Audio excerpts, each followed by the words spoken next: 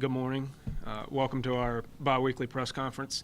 This will obviously be the last one of 2024, so give you kind of some summary and some wrap up of a few things, as well as go over a couple of new things. So first, I want to start off with this week is the third anniversary of the death of Officer Zach Cottengim. We were able to celebrate with his family, his life, again down at the 1st Division, and we always want to point out how dangerous this job is and how much we care about the officers who are willing to put their lives at risk for our community. And he will never be forgotten, and we really appreciate his sacrifice as well as his family, who is still heavily involved in LMPD, two of whom are employed by LMPD. So we're very appreciative of his time and service with us. Overview of the crime numbers. You can see across the board we are down in these violent crime categories.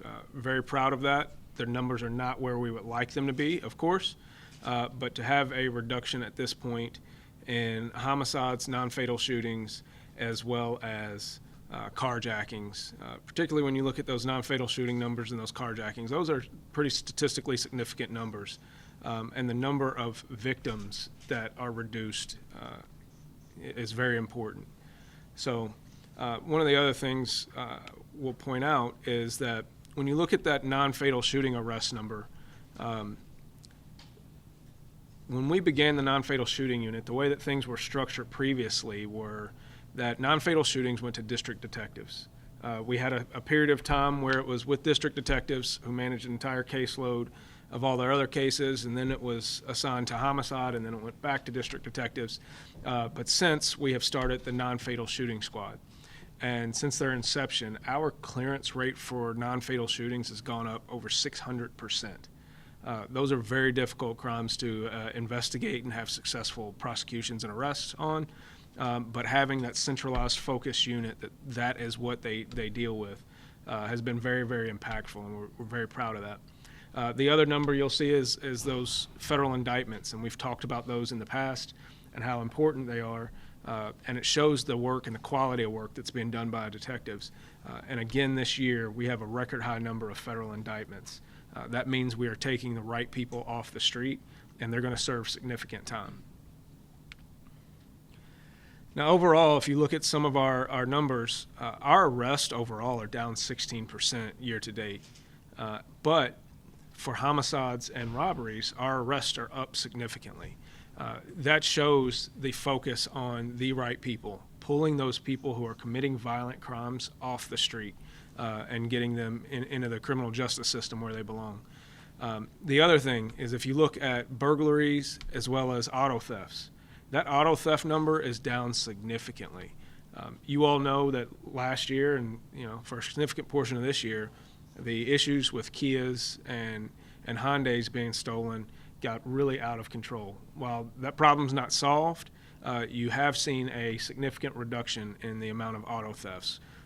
And that's one of those crimes that it really makes people feel vulnerable when your car is stolen. So very happy to see that number have gone down 20% year to date. And a little bit of focus on some of the work that has been done specifically within the Criminal Interdiction Division, which they are there to focus on violent crime, gun crimes, those types of things, and get some of those most dangerous people off the street.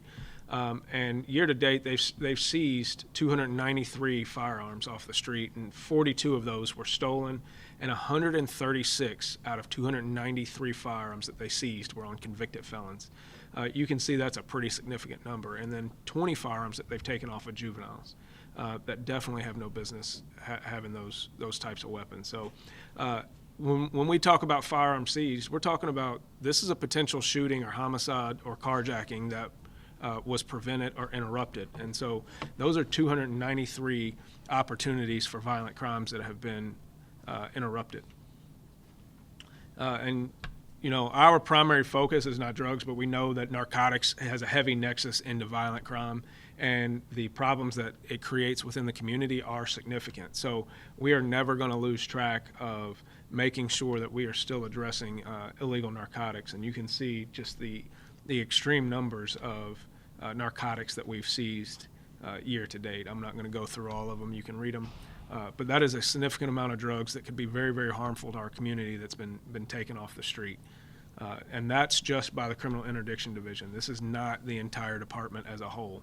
This is a microcosm of focused police work by one set of officers within the CID, and it pales in comparison to what the entire department is doing as a whole. But a very good example of the types of works between the firearms and the drugs that have been taken off the street at this point.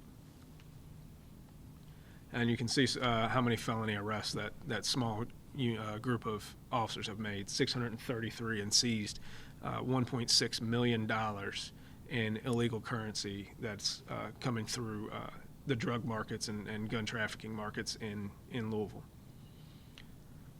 At this point, we've had some really, really good success in some of our homicides cases this past week, and so I'm going to turn it over to Lieutenant Les Skaggs, who's the commander of the homicide unit.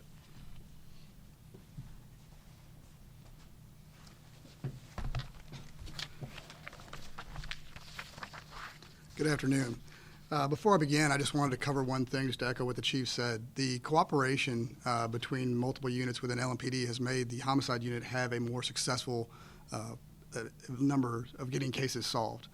The work that CID does to assist us and the non-fatal shooting unit, we all work together like never before, and that makes a huge difference in our department when we come together and work together to solve these cases. So again, I can't say enough about the CID unit and all the units within that unit that assist us every day in solving these cases and tracking people down, putting in hours of surveillance, trying to catch these people for us so we can focus on our other cases we have going. And again, before we get started on the slides, I just wanted to go over a couple statistics with you all as we approach the end of 2024.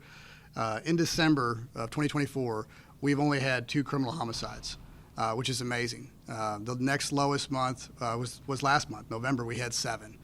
So we are on pace for December to be the lowest number in 2024 for criminal homicides, and that's great because obviously with 138 homicides this year, there were some really dangerous months in Louisville, and it has really, the last couple months have really slowed down. With that, our detectives have been able to do some quality work because they've had more time to focus on their previous cases. So in the last 8 criminal cases, one of those was 7 criminal homicides and a critical assault. We've made arrests in 6 of those cases. So 6 out of our last 8 cases that we've picked up, we've been able to make an arrest already. And that's awesome because those families, as they approach the end of the year, they want justice for their families, and now they will have an empty chair at their table, but they will at least know that they had justice. At least somebody's been charged for the crime that committed against their family. The homicide unit, as of 2024, has 138 criminal homicides now, and of those, LMPD has 57 cases that have been cleared with an arrest. So 81 are still open. That's 81 families this holiday season which will not have a loved one there. We would very much like to solve all 81 of those cases, but realistically, we are doing the best we can. We currently have 22 detectives in homicide taking fresh cases, and they have shown that through the last couple months that the reason that I believe this is possible is because they've had time to work their cases. They're not picking up a case that, so frequently that they don't have time. So that shows that when we have time to investigate these cases, our solve rate goes way up. And that's obviously one of our main goals is to solve these violent crimes. And it goes back to a team effort with all the units of major crimes and with the CID division. So again, just to highlight these cases, on December 10th, Damon Taylor was arrested for the homicide of Kevin Underwood. That homicide occurred in November 29th at 6113 Preston Highway. On December 11th, we arrested Anita Martinez. She was arrested in relation to that homicide. On December 11th, Anthony Nichols was arrested for the homicide of Erica Brown, which occurred at Cox's Park December 10th.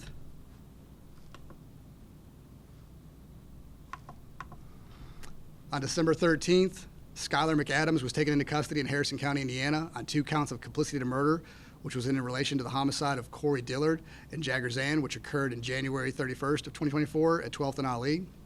On December 16th, we arrested Gordon Jackson II for the homicide of Keon King, which occurred on September 8th, 2024 at 2517 Woodland Avenue. And then again on December 17th, we arrested Antonio Glenn Jr. He was arrested for the homicide of Jarek Young, which occurred on September 13th at 1612 Dixie Highway.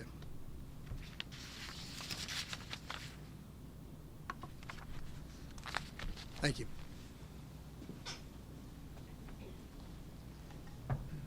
Thank you, Lieutenant Skaggs, and appreciate all the work that you all are doing in homicide. Obviously, we're at that time of the year with the holidays being here, and one of the things that we want to remind people of is to be careful about theft. And so make sure that you're aware of your surroundings, make sure you're locking your doors, make sure you're not leaving valuables sitting on your seat and your car's unlocked. But also one of the things I want to point out is these swap zones. A lot of people buy things off the internet, and that is a potential where you're meeting a stranger in a strange place to exchange money and or items. And so you have to be careful when you do those things. So if you look, we have 4 swap zones set up at police divisions, the 2nd, 3rd, 7th, and 8th. So if you're meeting somebody and you're buying something off of a marketplace online, go to one of these designated swap zones that are at a police station. They're under video surveillance, and there are people around. Do not do these things in parks and street corners. Make sure you go to very highly visible places that you know there are going to be cameras, that you know there are going to be other people around to reduce that likelihood that you become a victim. And then when we talk about package deliveries on your porches and things like that, if you're not going to be able to be home, time those so they come at a time when you are, or have those delivered to a central location. Most of those places, they can deliver it to different stores or things like that where you can go pick them up, as opposed to having packages sitting on your porch unattended for extended periods of time. Just don't create the opportunity for thieves when you can prevent it. Again, focus on recruitment. Please guide your friends, your family members. Go to our website, LMPDjobs.com. You can scan this QR code. One of the things I want to point out is that there are many different opportunities. You can come and be a sworn officer with us, or there are opportunities as professional staff, and we have actually some of our professional staff in the back of the room today that do amazing work in many different fields that support police work that we do every day. And so don't think that you, in order to serve with LMPD, that you have to have a gun and a badge. There are many opportunities across the board, so inquire with us.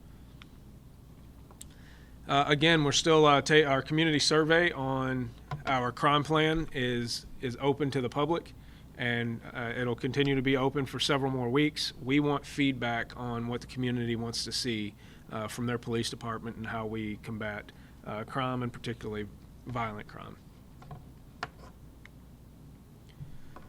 So with that, I'll open it up to questions. Chief, you're attributing time, getting time in helping the clearance rate of homicides. How are we getting the detectives more time? What are we doing that we have more than we did? Well, and I can turn that over to Lieutenant Skaggs if he would like, but when you look at that homicide rate and how many cases they're picking up per month, when you go down from 7 to 2 cases, that is time that would be out there picking up new cases that now they can dedicate to working the cases that they already have. So a lot of it has to do with a reduction in the frequency of homicides, giving them the opportunity to focus on the cases that have already happened. And is that a directive that you put in place that you presented? Hey, well, my directive has always been don't kill people. Mm-hmm. So I'm preferring that the community don't kill each other so that the homicide unit can have more time to work on their cases. But that is part of the crime plan, right? So if we can reduce the frequency of violent crime, it reduces that overall caseload on those detectives, which gives them more opportunity to thoroughly work each case. And perhaps another comment from. Just to build a little bit more off your previous question, so the homicide unit is divided into 4 squads. Each squad has anywhere from 4 to 6 detectives assigned to it. So when a homicide occurs, through a rotation, that squad responds and investigates that criminal homicide as a squad. So if there's 5 people in a squad and they pick up their next case, if you are also in that squad and you had just picked up a case, you have to kind of pause on your case because your squad is now picking up another case. So it's not just the individual detectives that have a lot of cases. Obviously, with 4 squads, they run through that rotation sometimes on our especially our busier months, we've had more criminal homicides. They run through that rotation very quickly, and they are then, have to not as much time to focus on their cases. So what we've seen started in November really is continued through December with more cases that those individual detectives with their squad are able to focus on solving those recent cases, and as well the other cases that have occurred throughout the previous year. Lieutenant, you guys make a push to get Yes. Yes, we are. I mean, it's when we made the appeal 2 weeks ago, we saw an increase in the number of tips that came in. That's something that has to continue. It's vital to our investigations to have that community support for information to provide us who or what or why these homicides occurred. Are you like grateful to see that shift? I'm sorry? Are you grateful to see that shift, you know, to ask for help and to get it? It's always beneficial. 574 LMPD has been around for a long time. It has, seasonally, it's just going to change. I think people forget about it, and we always want to remind them of it because that community support is crucial to not just homicides, but all criminal acts that occur in Louisville to be able to solve them. And we get information from someone who has eyewitness accounts of what they actually saw. That's huge, not just for homicides, but for all crimes in Louisville. So I think Louisville Metro has had that 574 number for quite a while. It's been extremely beneficial. And yes, we continue to put that number out there because we want people to never forget that we need their support and their information that they have to provide to us. And that 574 LMPD is a perfect way to do that.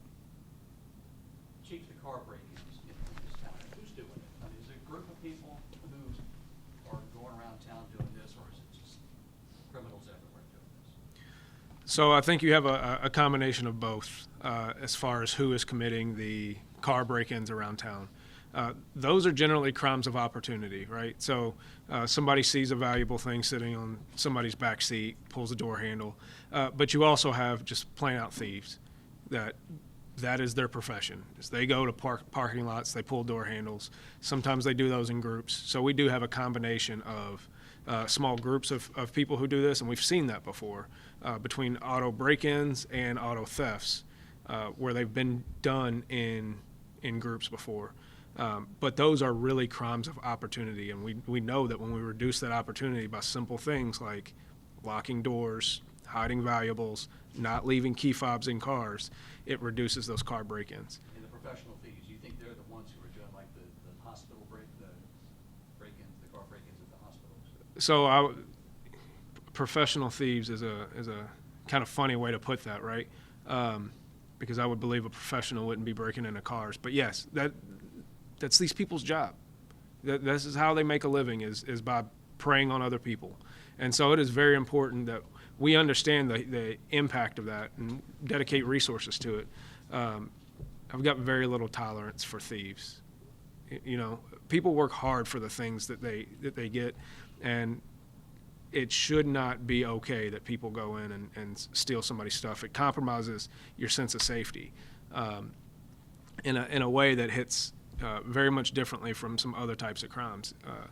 But yes, there are professional thieves out there, for lack of a better term, and they should be treated as such in the court system.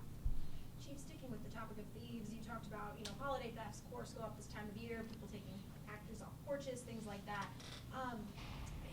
Are those also just mainly crimes of opportunity, or do you find like groups try to steal those, resell some packages? What do you see with those kinds of crimes? So as far as the package thefts, it's the same as auto theft. Some of them are crimes of opportunity, but there are people who they go out there on a day-to-day basis and they look to prey on innocent people. And so we are making sure that we work with all of our community partners. Those are crimes that are huge as far as getting community input. Ian asked the question about the community input and cooperation. That's extremely important because a lot of those are captured on doorbell cameras and things like that. And I think some people they'll put it out on the neighborhood chats and things like that, but they chalk it up to a loss. Don't provide that video to us. Let us work those cases, because oftentimes what we can do is we can connect those to other thefts in the area.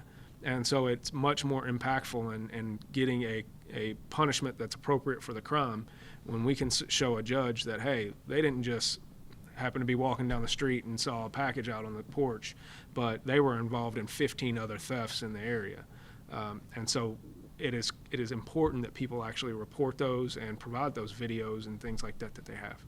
Do you see those crimes obviously tick up probably this time of year? I mean, by how much do you usually see those come in?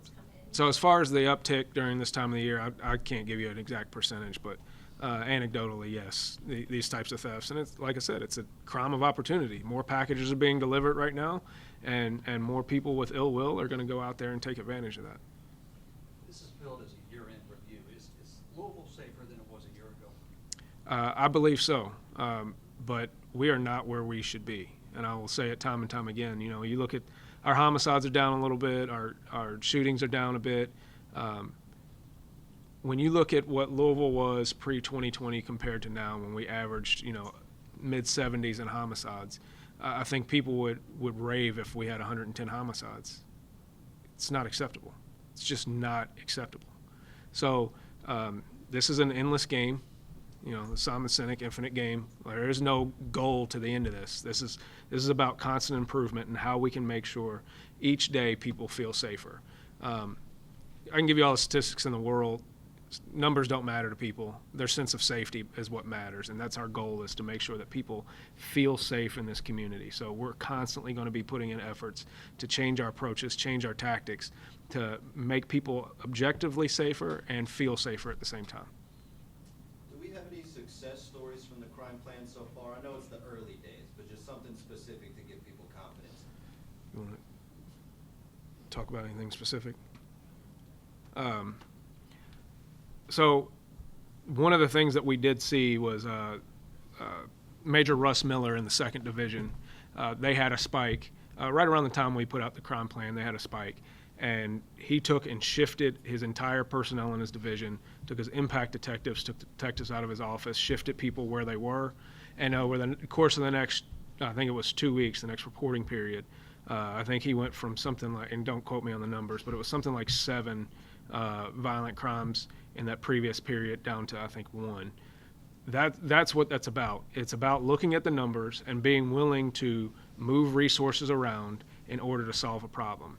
And the other thing that we've done is, how are we focusing the entire department's resources on those problems? So when we look at that sustained focus improvement areas, those 5 areas, I think people are focused and thinking, oh, that's the only place LMPD is dedicating resources. That's absolutely not the case. What it's about is, when you look at that data responsive section, that short term, is how is the department helping that division, regardless of where it is, with the problems that they're having. And so the cooperation that we're getting from division to division and unit to unit has improved greatly.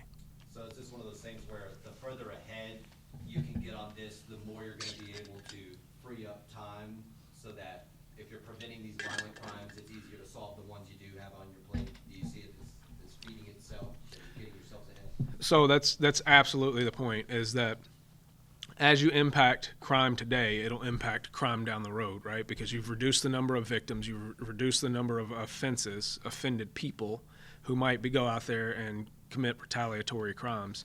And you start to change the culture and the appearance of neighborhoods, which is going to reduce that crime. So that's why it was that three-term approach, that three-front approach of, we have to address the problems that pop up now, but we can't do that and not think about that violent offender enforcement, as well as those long-term neighborhood-focused things. And I think that's the whole point of putting this all in one plan, is that we've traditionally done one thing at a time. All right, let's focus on this, or let's focus on that, or let's focus on that. Focusing on them all 3 at the same time simultaneously means that one area, one front supports the other. Chief, it's nearly 6 months into the no camping ban statewide. Any insight on to how many times officers are being called to folks that they be camping in public parks, or any citations that stem from that? So 6 months into the change from House Bill 5 with the illegal camping ban, and what's the impact of that? And so I believe we've had 47, somewhere between 40 and 60 citations or arrests on illegal camping. But I will tell you the biggest impactful thing that has just started in relation to that, between the Coalition for the Homeless and meeting with the District Court Chief Judge Jessica Moore, what we've created now is an illegal camping docket. So much like other crimes, there's a specific court date that is going to be assigned for people that are illegal camping. And what that does is it gives consistency in the court system. It also gives the opportunity for resources and support that people in those circumstances need to be present and can be part of solving that problem. So if you have a criminal behavior on the front side that brings it to our attention, and we are able to contact that person and offer them resources between RCS and some of the other governmental entities that can offer housing, education, those types of things on the front side. And then if it does come to the point where we have to arrest or cite someone, now you have that support system that's going to hit on the backside in the court system. And so when the court system can hold somebody accountable and kind of keep track, you've placed somebody in a system that will help track them to a better place, if that makes sense. So I think that's going to be really impactful once that's up and running in January. And the time spent on those calls, is that increased, or is it, again, a secondary to another event happening that happens to be House of Prayer? So I don't have the exact numbers on the time spent. What I can tell you is that it is very important that we enforce those behaviors, right? It's not about enforcing someone's status. It's about paying attention to the behaviors that might be damaging to the community. And so we want to make sure that everyone feels safe everywhere they are. Chief, I have a question following up from the explosion in Clifton. Neighbors had talked about how, those who were impacted by the explosion, impacted by break-ins happening. And last time I checked with you guys, neighbors just hadn't made those reports to you. So maybe you haven't received those reports still about that issue. But I just wanted to know if you guys are helping Givaudan and all, and keeping just an eye on that neighborhood. They've hired 24/7 security to help neighbors because of that issue. Not sure if you're partnering with them or not, but just wanted to get your take on how you're helping there. Yeah, so the follow-up to the explosion and some of the potential break-in issues that we're seeing over there. And so Major Grissom in the 5th Division has been working with the neighborhood association and people over there to make sure that we have resources that are paying attention to that neighborhood specifically, knowing that is a crime of opportunity, right? So how can we interrupt that crime cycle when people can't take care of that themselves? But ultimately, when it comes down to it, Givaudan is a private entity that caused damage to that neighborhood, and they're going to ultimately be the ones that are responsible for a lot of that. But we are responsible for making sure we understand the risk to the citizens over there, and so Major Grissom has been very responsive to making sure he's getting extra patrols and things like that to the area. Chief, I wanted to ask, going back to the homicides, we're seeing another year of triple-digit homicides. You talked about pre-2020, how that wasn't the case. Why do you think we continue seeing these numbers, and what's maybe a message you would send it to our community?